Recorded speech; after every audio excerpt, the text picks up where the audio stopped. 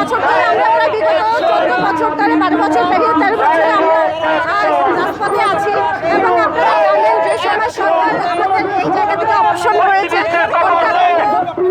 তাদের ওই দাবি ছিল না, আমাদের মূলত দাবিটা ছিল পরিসংস্কার এবং সেই সংস্কারকে তারা বাদ দিয়ে তারা হচ্ছে জুলাই আবেদন করেছে এবং আমরা সেই জায়গা থেকে ওইখান বিরোধিতারিত হয়েছি এবং বিগত সময় থেকে সরকার নানানভাবে নানান সময়ে আমাদের সাথে বসেছে এবং তারা বলেছেন আমাদের 35-37টা একজন মোহিত সরকার হচ্ছে আমাদের 35 বাস্তবায়ন করার জন্য আমাদের জারি করেছিল।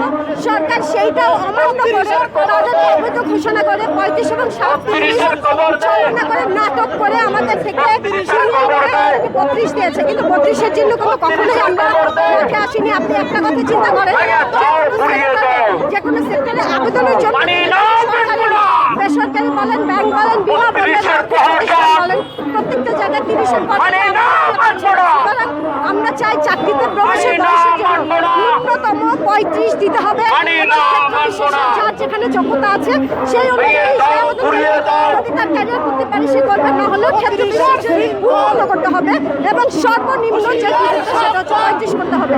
কারণ 35 একটা আন্তর্জাতিক স্ট্যান্ডার্ড অনুযায়ী যদি আপনি হিসাব করেন তাহলে আমাদের গড় আয়ু হচ্ছে 72% এবং 30-32কে কথা বলে 35 করেছে। আমরা জানি না, আমরা 35-এর জন্য কখনোই আন্দোলন করি নাই, আন্দোলন করেছি স্থায়ীভাবে 35।